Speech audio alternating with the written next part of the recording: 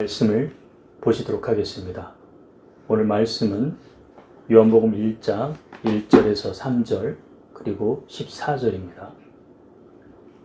요한복음 1장 1절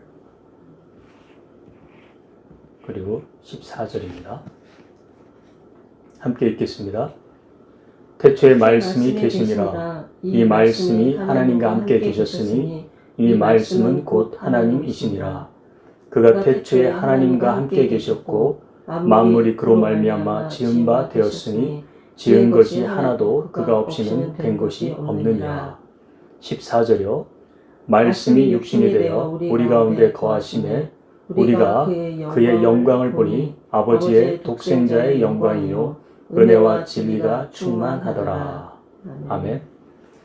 오늘 말씀은요, 예수님은 참 신이시며 참 사람이시다 라는 제목으로 함께 나누도록 하겠습니다.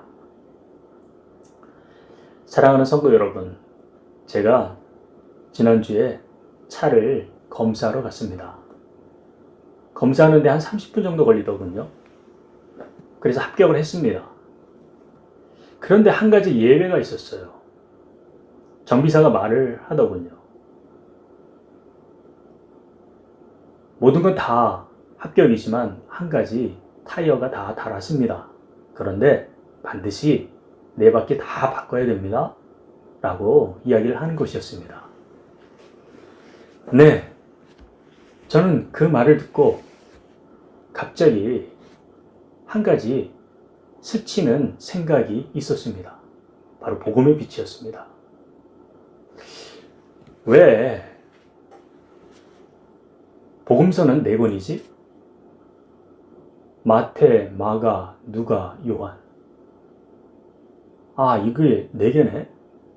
가만히 살펴보니까 차도 바퀴가 4개예요. 그래서 이 차가 바퀴를 다 바꿔야 된다고 한다면은 4바퀴 다 필요하듯이 복음서도 어쩜 이 4개가 다 필요해야 되겠구나 라는 생각이 들었습니다. 그래요. 우리가 예수 그리스도의 복음을 이해하려면요, 마태, 마가, 누가, 요한 복음의 모든 그 하나님의 말씀을 제대로 이해를 해야 된다는 것입니다. 그래 참 균형이 우리 안에 있다는 것입니다. 그런데 왜 이 복음서는 4권으로 되어 있을까요? 이 복음서에는요, 모두 다 주제가 다릅니다. 각각 주제가 있어요. 이 주제를 따라 우리가 충분히 이해를 해야지만 우리가 참 균형을 가질 수 있다는 것입니다. 그렇다면 우리 이 주제를 한번 알아보도록 하겠습니다. 마태복음은요, 어떤 주제가 있냐면 왕으로 오신 예수님이십니다. 마태복음은 사실 유대인들을 향해 기록되었었습니다. 유대인들을 이해시키기 위해서 예수 그리스도가 어떤 분인가라는 것에 대해서 알려주기 위해서 마태가 기록한 책입니다. 그래서 마태는 왕으로 오신 예수님, 유대인들이 어떻게 메시아를 기다렸냐면요, 아브라함과 다윗의 혈통으로 온 예수님, 한마디로 예수 이전에, 그러니까 예수님이 그들은 아직 받아들이진 않지만 메시아를 기다리고 있었습니다. 그래서 마태복음을 보면 그 족보가 아브라함부터 이어져서 다윗의 혈통으로 이어집니다. 그래서 마태는 그 주제가 왕으로 오신 예수님이었습니다. 다음 권으로 마가는요, 마가는 하나님의 종으로 오신 예수님이십니다. 이 땅에 섬기러 오시고 희생하며 우리를 위해서 십자가에서 죽으시고 모든 죄를 사하시는, 그것에 대해서 하나님의 말씀에 순종하시는 예수님. 이것이 마가가 주된 목적으로 기록한 것입니다. 그렇다면 누가복음은요, 인자로 오신 예수님이십니다. 이 누가복음은 사실 이방인을 위해서 기록되어졌습니다. 누가복음을 보면은요, 그 족보가 아담부터 시작돼요. 인류의 첫 조상 아담부터 시작돼서 그 족보가 계속 이어져 나가는 것을 봅니다. 네. 이렇게 앞에 세 개의 복음서를 보게 되면은요, 어떠한 특징이 있냐면은 모두 다 인간으로 오신 예수님에 대해서 소개를 하고 있습니다. 그러니까 한마디로 예수님의 인성에 대해서 기록하고 있습니다. 그런데 요한복음은요, 요한복음은 인성이 아니라 바로 신성에 대해서 기록되어 있습니다. 오늘 말씀 우리가 읽어보았죠. 말씀을 통해서 정말 요한복음이 신성에 대해서 기록되었는가 한번 살펴보도록 하겠습니다. 오늘 함께 읽었던 14절을 우리 다 같이 읽겠습니다. 14절 시작. 말씀이 육신이 되어 우리 가운데 거하시네. 우리가 그의 영광을 보니 아버지의 독생자의 영광이요 은혜와 진리가 충만하더라. 사실 이 말씀은요, 우리에게 성육신을 알려줍니다. 말씀이 육신이 된 것을 보고 우리가 어느 곳에 초점을 맞추냐면요, 인간의 모습으로 오신 예수님, 여기에 초점을 거의 다 맞추고 있어요. 그런데 이 말씀을 가만히 14절을 들여다보면요, 중간쯤에 그의 영광을 보니 아버지의 독생자의 영광이요 라고 기록되어져 있습니다. 아버지의 독생자의 영광이 어떤 의미입니까? 바로 하나님의 아들이심을 알려주는 거예요. 하나님의 아들이심을 알려준다는 건 무엇입니까? 하나님은 신이에요.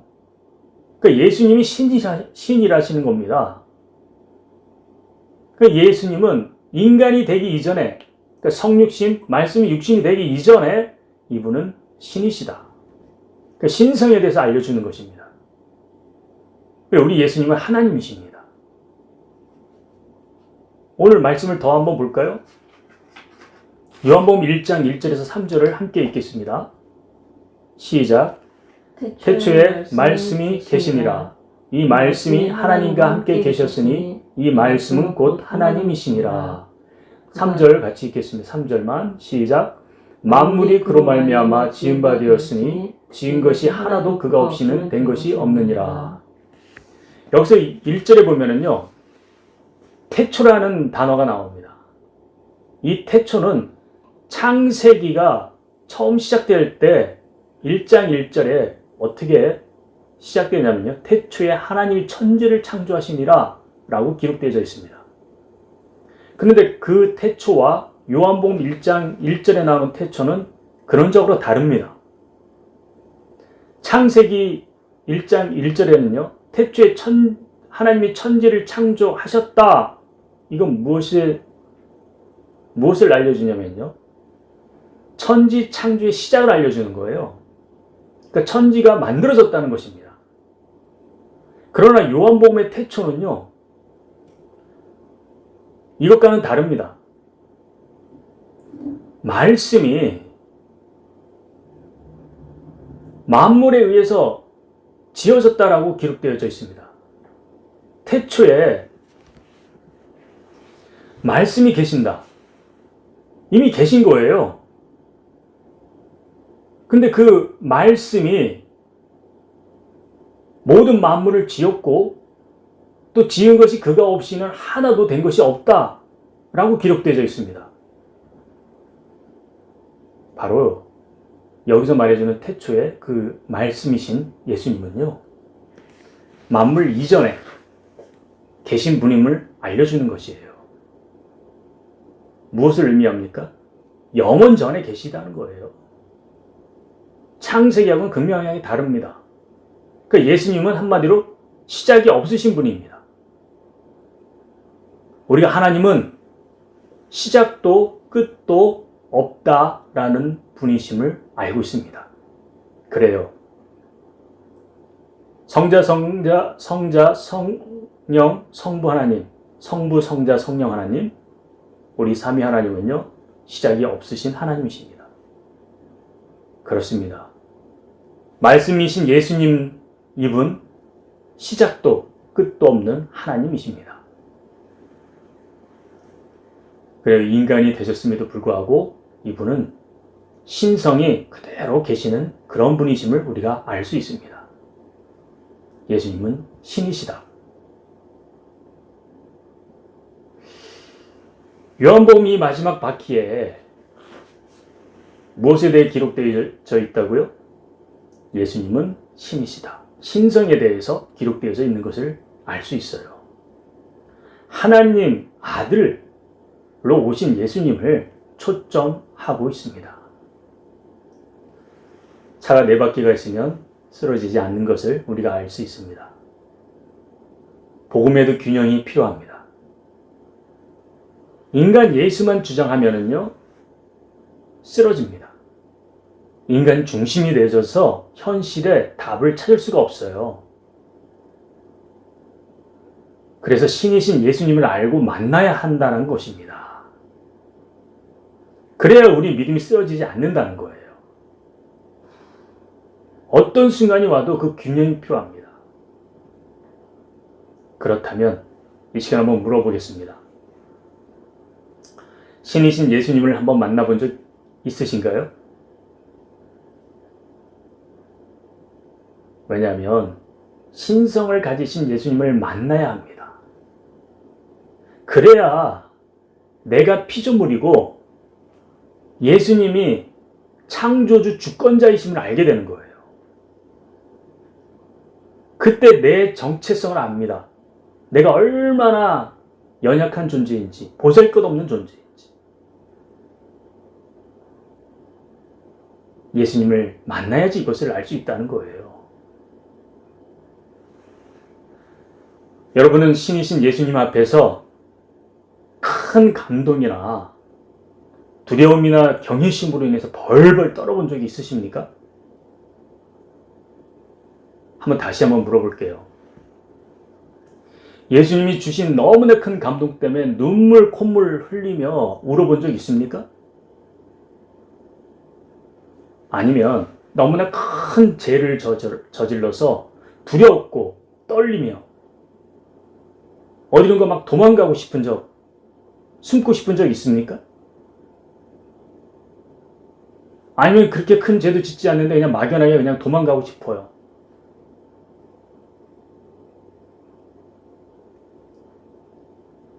아니면 그것도 아니고 정말 예수님을 간절히 만나고 싶은 소망이 있습니까? 네, 만약 그렇다면요, 여러분들은 예수님을 경험한 사람입니다. 어떤 예수님? 바로 신이신 예수님을 경험한 사람이에요. 왜요? 우리 14절을 한번 읽어보겠습니다. 14절 끝에 보면요, 무엇이 충만하다고 기록되어 있습니까? 은혜와 진리가 충만하다. 은혜와 진리가 충만하다고 되어 있습니다. 예수님으로 인해서 감동받은 것은 은혜이고요, 예수님으로 인해서 두렵고 경외심이 생긴 거, 도망가고 싶은 것은 진리가 충만했기 때문에 그렇다는 것입니다. 은혜와 진리가 그분 안에는 충만하더라. 할렐루야. 아, 내가 예수님을 경험하긴 경험하는구나. 예수님의 신성, 이 부분에 대해서요, 우리가 신학적으로만 알고 있으면 안 됩니다. 신학적, 지식적으로만 알면 능력이 없어요. 신성을 가지신 예수님을 진짜 구체적으로 만나볼 수 있는 여러분이 되시길 바라겠습니다. 아멘. 이 시간 우리 만나볼까요? 네. 그래요. 신이신 예수님을 만나면 우리 인생이 달라집니다. 거꾸로 틀려도요, 감사, 기쁨이 일어나요. 내 안에 벅차오르는 놀라운 은혜와 감동이 나를 휘두릅니다. 요한복음에는요, 그 목적이 무엇이다라고 이야기를 했죠? 예수님이 신이시다, 하나님의 아들이시다 라는 것이 이 주제라고 했습니다. 바로 예수님의 신성, 예수님이 신이심을 만난 사건이 7가지가 기록되어 있어요. 요한이 그렇게 의도한 거예요. 만남의 7개의 기적의 사건들이 있다는 거예요. 그 사건 속에서 예수님이 신이시구나. 그 만남 속에서 나와의 만남을 한번 찾아보시기를 바라겠습니다. 요한복음 2장에 보면요, 혼인잔치가 열렸어요. 그런데 포도주가 떨어졌나요? 그래 예수님에게 마리아가 포도주가 떨어졌다고 이야기했더니만 그 어머니 마리아가 이렇게 얘기합니다. 나랑 무슨 상관이 있냐고. 예수님이 이렇게 얘기를 합니다. 나와 무슨 상관이 있냐고. 그런데 얼마 후에 예수님이 하인들을 부릅니다. 저 앞에 돌 항아리가 있는데 그 항아리에 물을 떠다가 연회장에게 갖다 주라고. 하인들이 물을 떠서 연회장에게 갖다 줍니다. 그런데 아주 놀라운 일이 일어나는 거예요. 그 물이 바로 포도주로 변화하는 것입니다. 이게 얼마나 놀라운 일인가요? 여러분 이런 경험이 있어요? 그 하인들이 얼마나 놀랐을까요? 여기서 우리가 알 수 있는 것은 무엇이냐면 예수님은 창조주이시라는 것입니다. 아무것도 없는 것에서 만물을 창조하신 분이심을 우리는 말씀 속에서 알았습니다. 그런데 실제 물이 포도주로 변한 사건을 보고서 우리는 더욱 이분이 창조주시구나. 이분이 어떤 분이다? 하나님이시구나.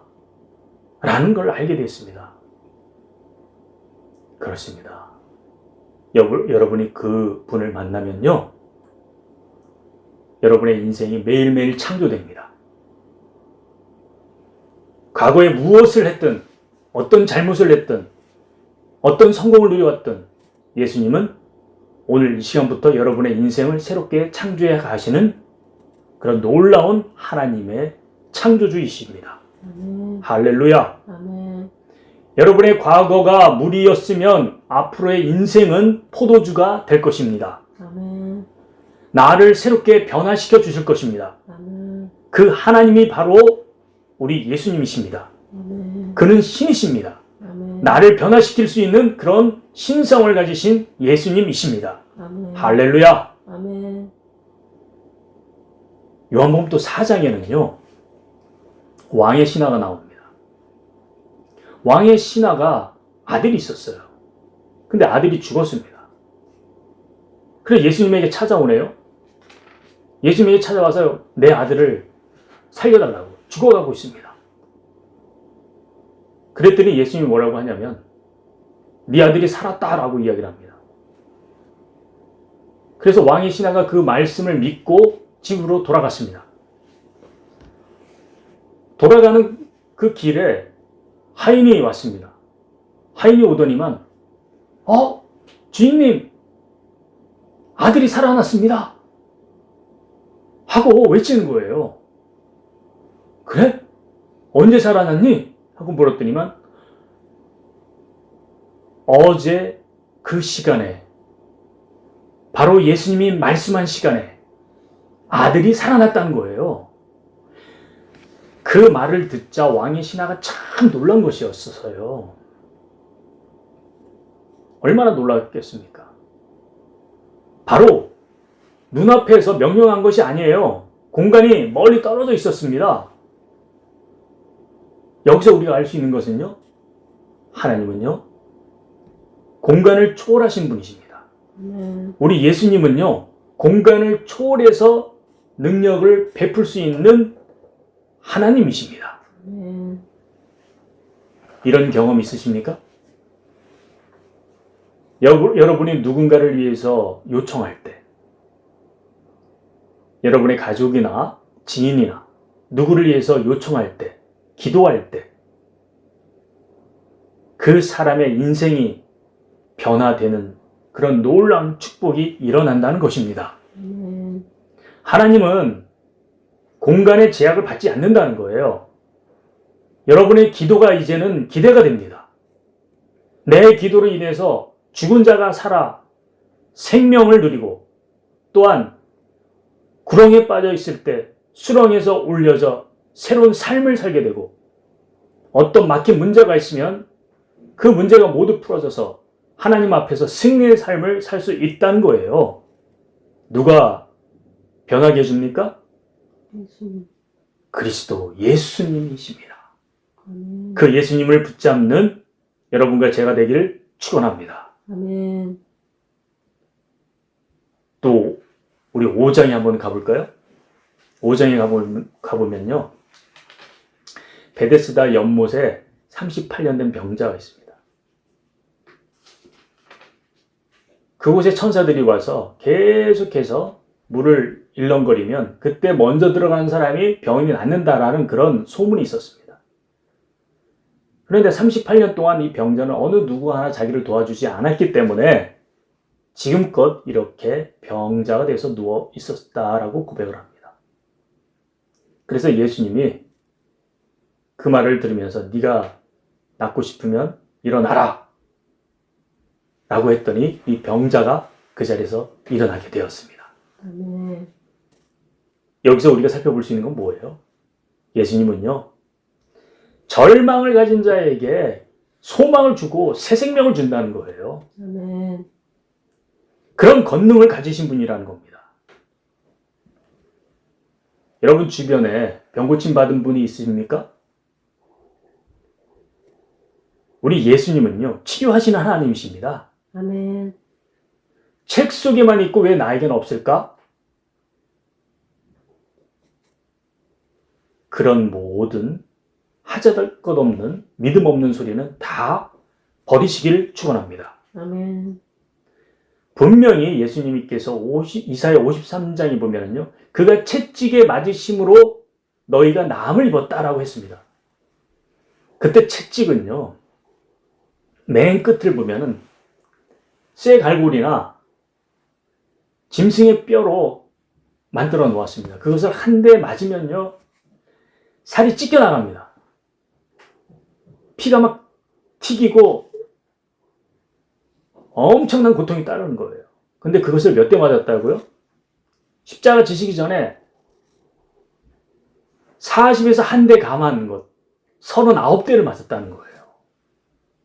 39대, 아니 한 대 맞을 때마다 그 고통, 그 아픔, 그 살찢김, 그 피가 튀김, 그 고통, 그것이 무엇 때문에요? 내 병을 낫게끔 하기 위해서 맞았다는 거예요. 근데 내가 예수님이 병 낫게 하심을 믿지 않는다면 예수님의 채찍 맞으심을 헛것으로 만든다는 거예요. 내가 뭔데 예수님이 채찍 맞으신 것에서 그 고통이 헛것으로 만들까? 예수님이 나 때문에 그 채찍에 맞으셨구나. 이 놀라운 사랑에 여러분 깊은 감동과 감명을 받으시길 바라겠습니다. 아멘. 39대의 고통, 그것이 나를 위해서 맞은 것입니다. 한 대 한 대의 고통이 내 병이 난 것이구나 라는 묵상과 또한 깊은 생각을 하시면서 그 말씀을 선포하시길 바라겠습니다. 아멘. 그 전에 예수님은 신성을 가지신 분이기 때문에 분명히 말씀 한마디로 치료하시는 하나님이시라는 거예요.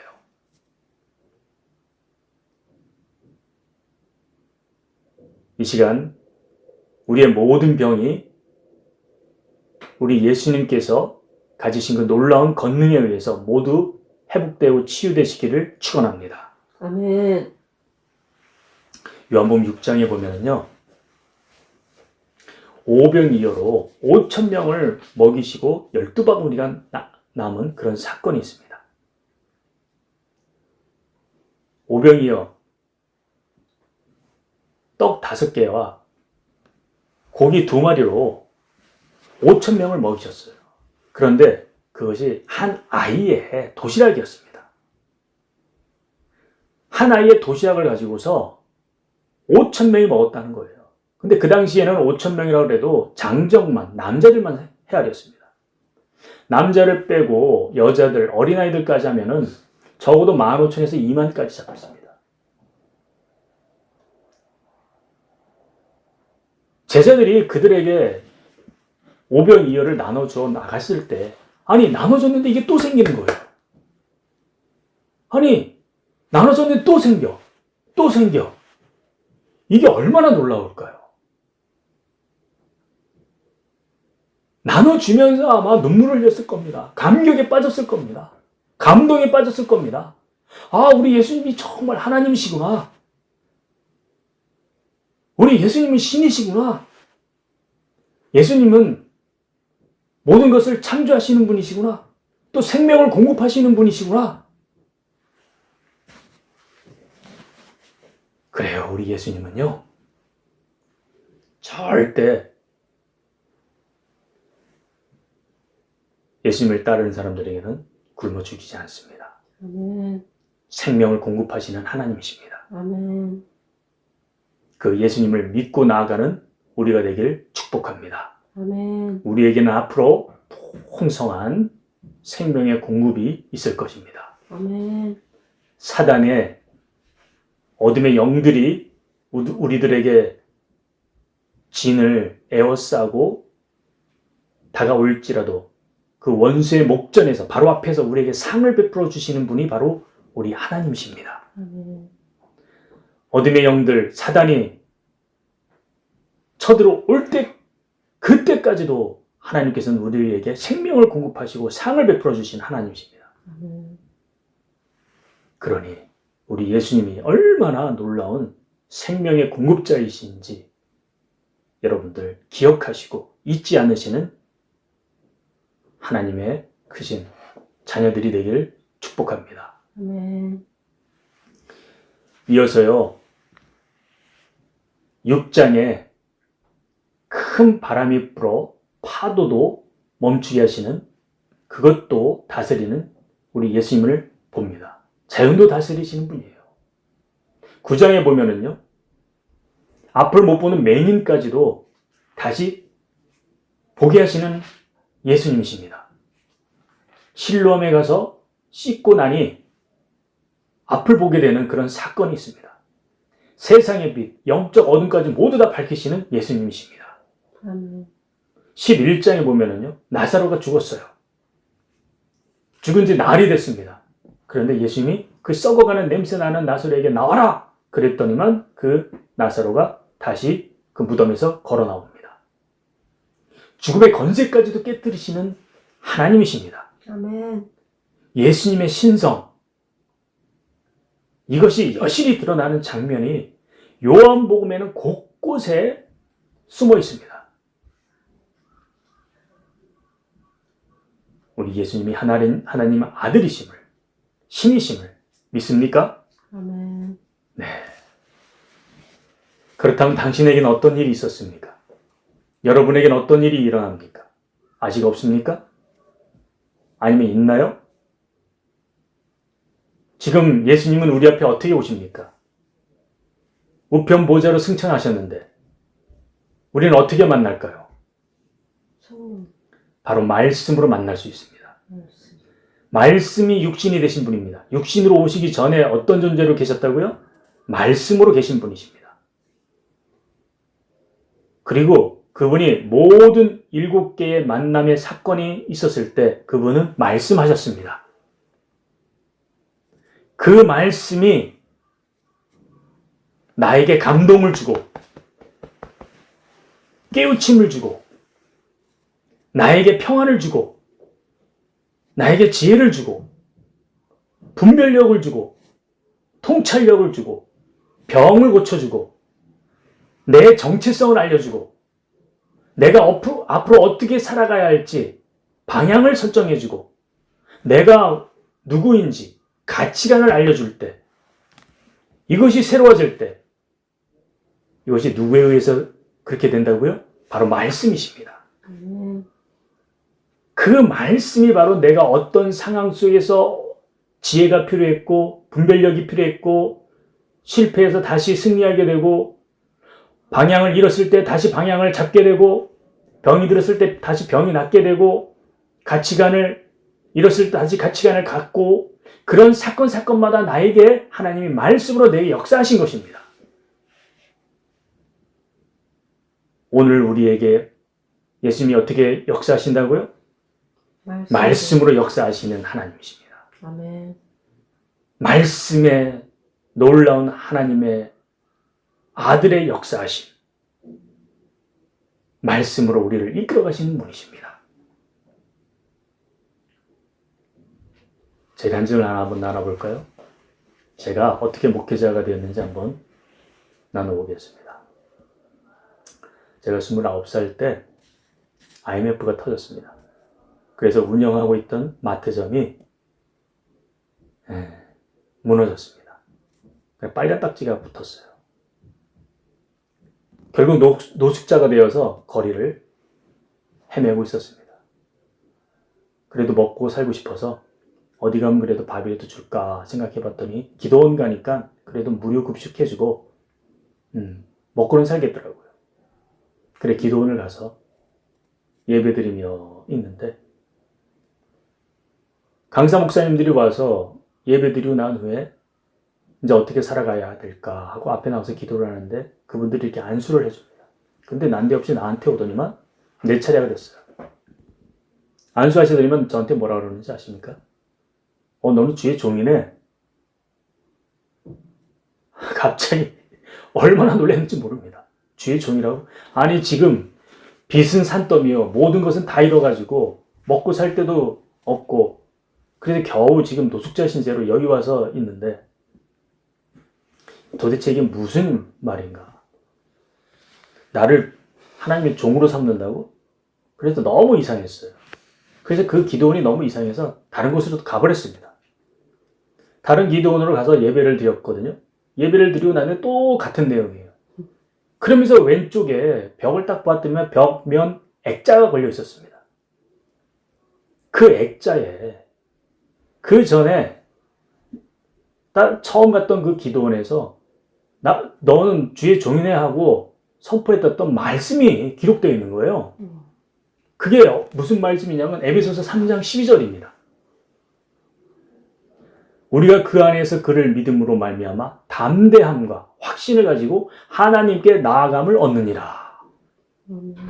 담대함과 확신을 가지고 하나님께 나아가라. 이 말씀이에요. 아니 그게 옆에 딱 걸려 있더라고요. 이게 뭐지? 여기도 아무래도 좀 이상해. 그래가지고 제가 그 기도원도 또 나왔어요. 그래도 또 다른 기도원을 갔습니다. 그런데 다른 기도원에 갔는데요.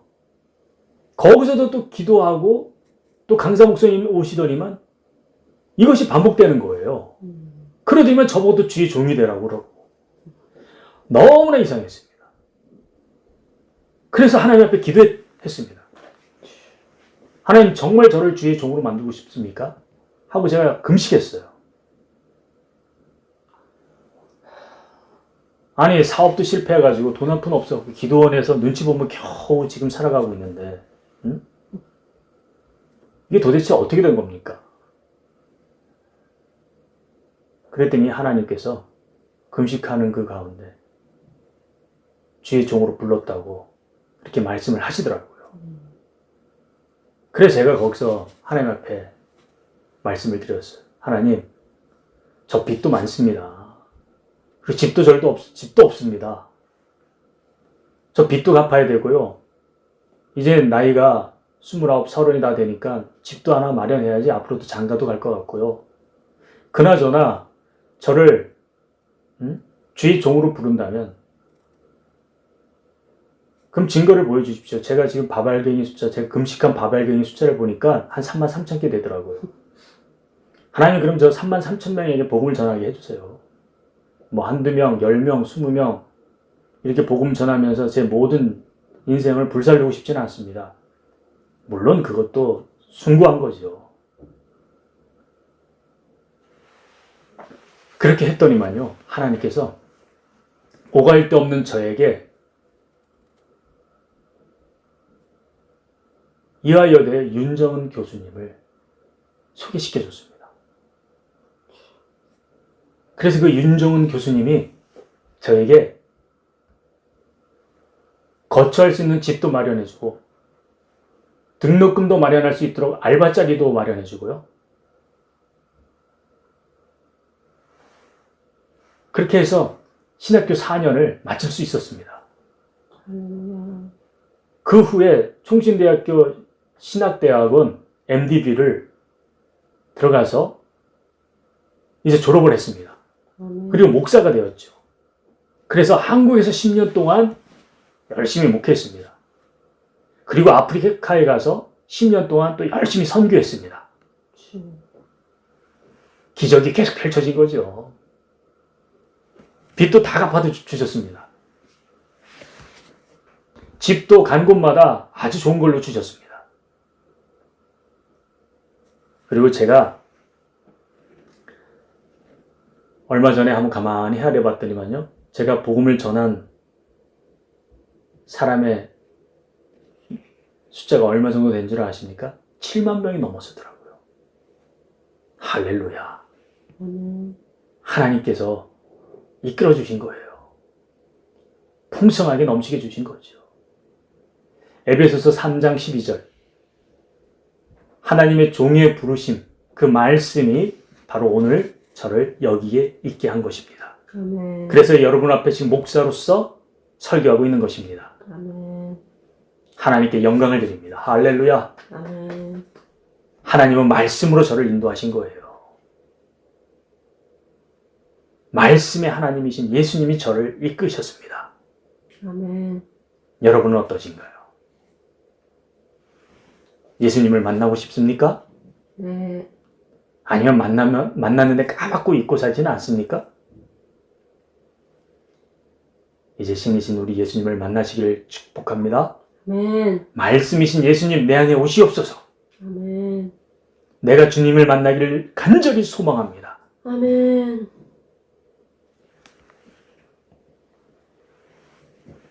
요한복음에 예수님을 만난 모든 사람들의 고백이 나의 고백이 되길 바라겠습니다. 아멘. 그렇습니다. 우리 예수님은요, 참 신입니다. 그런데 있죠. 우린 여기서 머물면 안 됩니다. 참 신. 여기 하나에서 머물면 안 돼요. 균형미가 사라집니다. 예수님은 참 신이시며 참 인간이십니다. 이 믿음 위에 서야지 우리의 신앙이 굳건히 섭니다. 균형을 이룹니다. 이 균형이 오기까지 얼마나 많은 피를 흘렸는지 몰라요. 수많은 사람들이 죽었고요. 수많은 사람들이 불에 타서 죽었고요. 처형당해서 죽었고요. 싸우고 유배당하고 정말 피비린내가 나는 그런 역사가 있었습니다. 함께 살펴볼까요? 네. 그 피비린내 나는 현장으로 가보겠습니다. 초대교회 300년 동안요. 교회는요. 예수 그리스도의 정체성을 놓고 수많은 논쟁과 피를 흘렸습니다. 예수가 진정 하나님인가? 아니면 하나님이 만들어낸 피조물인가?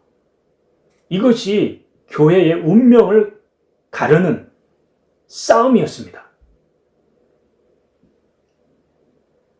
요한복음 1장이 이렇게 시작되었죠.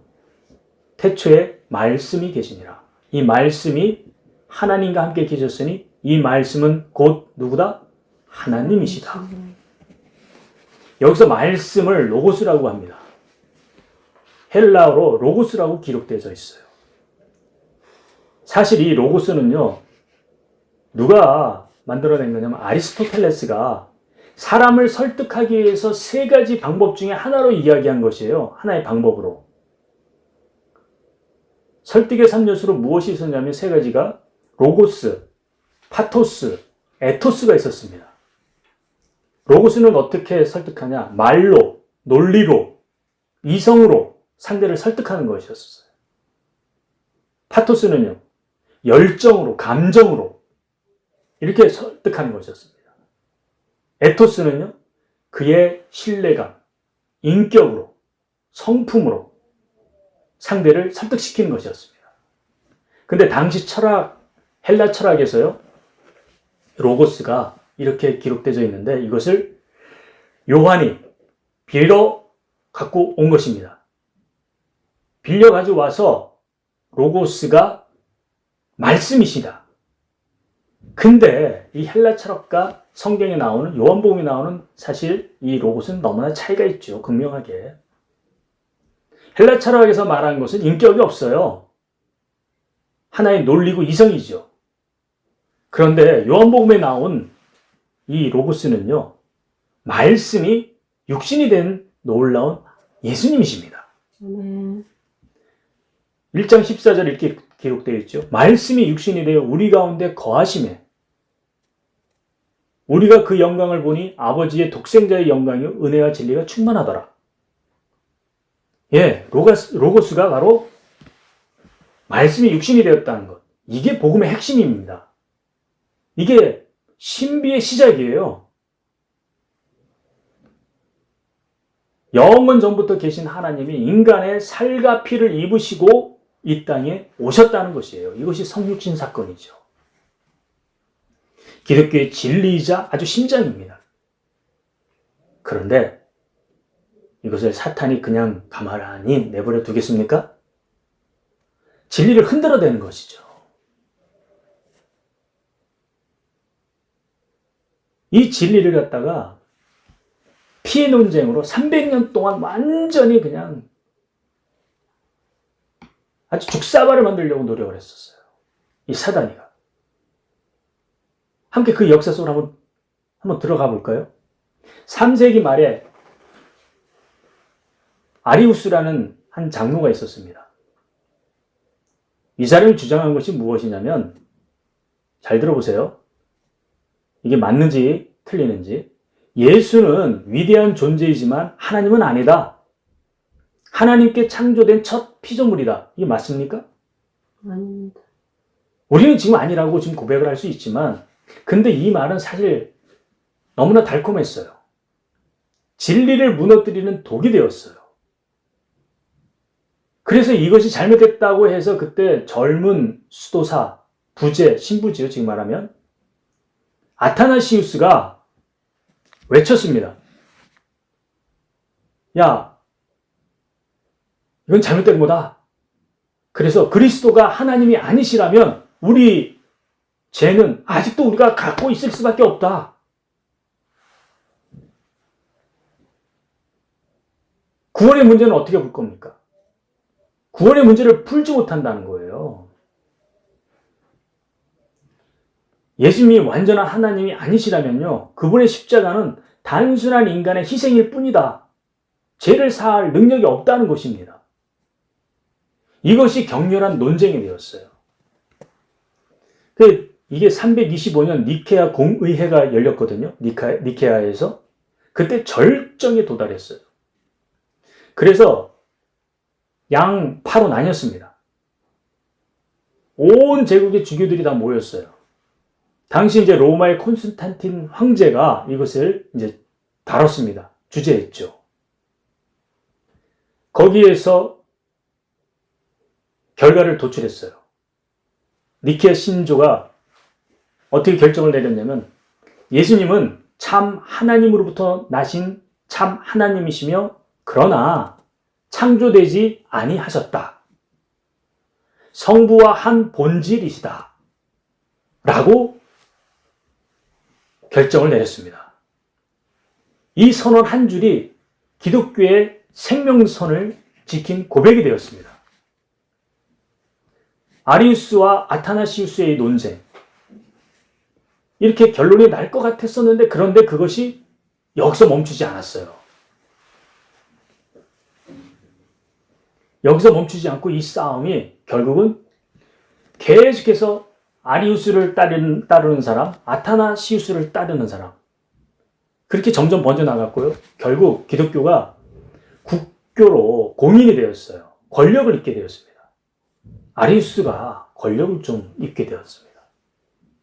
그래서 결국 아리우스파가 황제의 지지를 얻어가지고요, 아타나시우스, 정통교리자였습니다. 그를 5번이나 추방해버렸어요. 5번이나 계속 유배를 보냈다는 거예요. 그래서 이때 수많은 성도들이, 아타나시우스를 따르는 성도들이 처형당했습니다. 죽어갔어요. 뿐만 아니라 그를 따르던 정통 신학자들이 감옥에 갇혔어요. 그래 불에 타서 죽었습니다. 사형당한 거예요.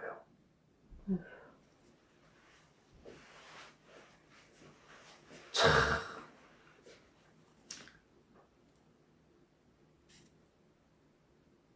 그런데 여기서 끝나지 않았습니다.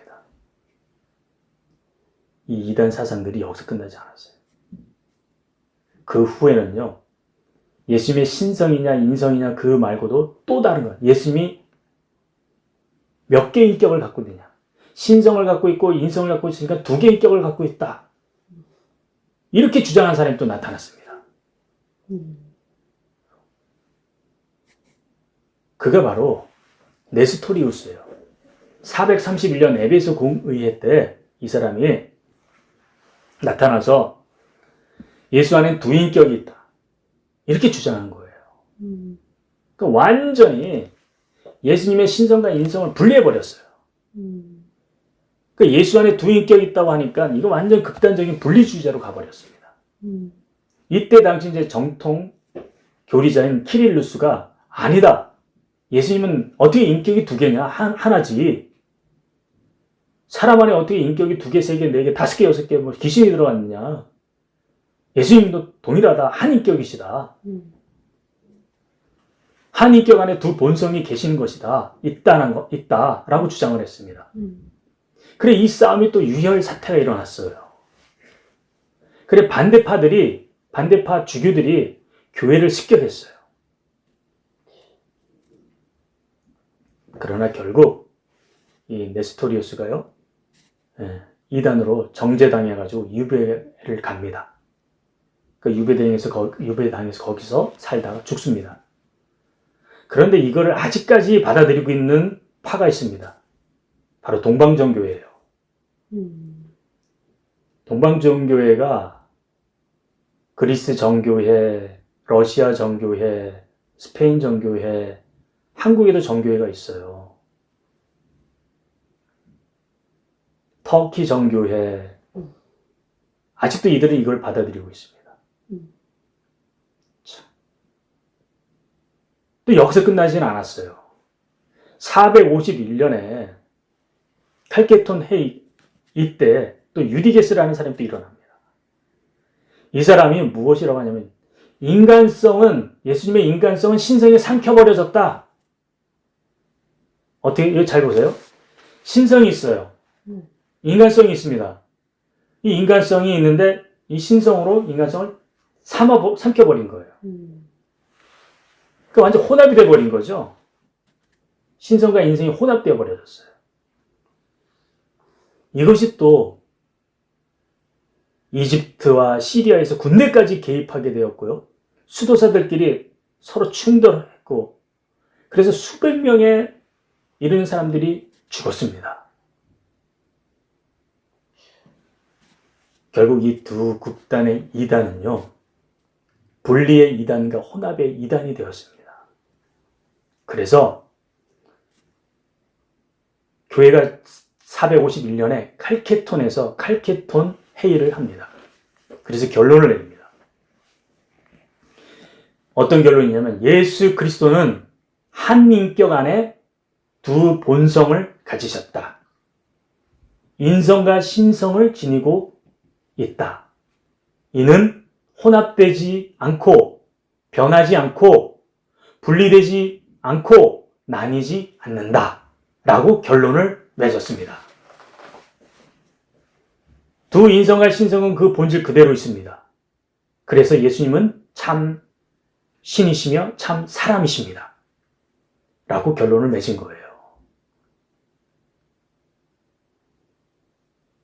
이 고백이 오늘 우리가 믿는 성육신의 표준 신앙이 되었습니다. 그래서 현재까지 이 신앙이 사도신경에 고스란히 남아 있습니다. 사도신경을 보면은요, 그 신학적 내용이 이 의미가 그대로 담겨져 기록되어 있는 것입니다. 그래서 사도신경을 통해 우리가 이단의 시시비비를 가리는 것이에요. 그렇게 사도신경 외울 때 단순히 읊조리시면 안 됩니다, 이젠. 그 사도신경이 그 신학적 의미가 담겨지기까지 얼마나 많은 피를 흘렸는지 모릅니다. 얼마나 많은 논쟁과 싸움이 있었는지 몰라요. 1, 2년 싸운 것도 아니에요. 10년, 20년 싸운 것도 아닙니다. 수백 년을 거쳐서 싸운 거예요. 그 신앙의 선배들의 피 흘림이 유유히 흐르고 있는 것입니다.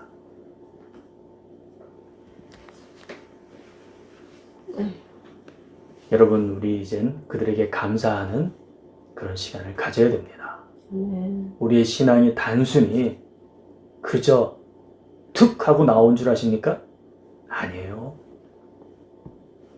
요한이 요한복음에 예수님의 신성을 주장하고 난 이후에도 거의 400년, 500년 가까이 이후에 451년이 되어져서야 이것이 완전히 균형을 이루는 시간이 되었습니다.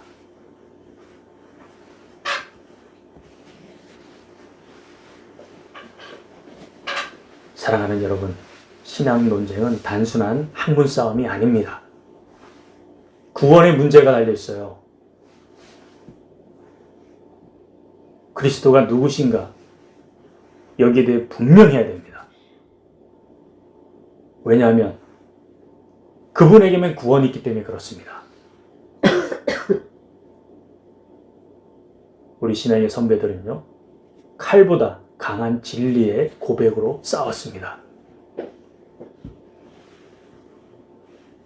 뜨거운 복음의 확신으로 피를 흘렸습니다. 오늘 우리의 신앙도 같은 질문 앞에 서볼까요? 당신의 예수는 어떤 분이십니까? 어떤 고백을 하시겠습니까? 그분이 단지 인간이라고 여기면 우리는 여전히 죄 가운데 있습니다. 그러나 그분이 하나님이시라면, 동시에 우리의 연약함을 품은 사람이라면, 그분은 오늘도 우리의 죄를 용서해 주시고 눈물로 닦아 주시고 새롭게 거듭나게 해 주실 것입니다. 여러분 안에 하나님의 말씀, 로고스가 다시 깊이 심기길 축복합니다. 아멘. 우리 이 시간 결단하며 나가길 바라겠습니다. 눈을 감고 우리 따라하겠습니다. 고백하겠습니다. 주여, 나는 당신이 참 하나님이시며 참 사람이심을 믿습니다. 나는 당신이 참 하나님이시며 사람이심을 믿습니다. 믿습니다.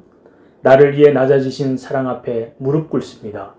나를 위해 낮아지신 하나님 앞에 무릎 꿇습니다. 내 안에 교만과 의심을 불태우시길 바랍니다. 내 안에 로고스이신 말씀의 빛을 비추소서. 당신이 나를 위해 오셨습니다. 당신이 나를 위해 오셨습니다. 나를 위해 십자가에 달리셨습니다. 나를 위해 십자가에 달리셨습니다. 그 진리를 내 삶에 모십니다. 그 진리를 내 삶에 모십니다. 할렐루야. 아멘. 우리의 믿음이 어디에 있어야 될까요? 바로 예수님의 신성과 인성의 연합 위에 있어야 됩니다. 아멘. 이것이 무너지면 복음이 무너집니다. 나의 신앙이 논리나 전통이 아닙니다. 살아계신 하나님의 말씀 위에 세워져야 합니다. 오늘도 그 말씀 안에서 예수님의 생명을 경험하시고 만나는 저와 여러분이 되기를 축복합니다. 아멘. 아멘. 기도하겠습니다. 주여, 오늘 요한복음 앞에 섰습니다. 당신은 태초부터 계신 말씀이시며 지금도 내 안에 살아 역사하시는 하나님이십니다. 주님, 우리의 믿음의 네 바퀴가 다시 균형 잡히게 하여 주시옵소서. 아멘. 왕으로, 종으로, 사람으로, 그리고 하나님으로 오신 예수님으로 그분을 온전히 알고 만나고 따르게 하여 주시옵소서. 아멘. 신이신 예수님을 만난 자로 다시는 쓰러지지 않는 믿음을 주시옵소서. 아멘. 참 신이시며 참 인간으로 오심을 믿습니다. 아멘. 인성과 신성의 균형, 그것을 조화롭게 하기 위해서 피 흘리며 죽음으로 진리를 지켜낸 신앙의 선배들을 기립니다. 아멘. 그들을 따라 우리의 신앙을 지키겠습니다. 아멘. 감사드리며 예수 그리스도 이름으로 기도드리옵나이다. 아멘. 아멘. 우리 하나님께 영광의 박수를 올려드리도록 하겠습니다.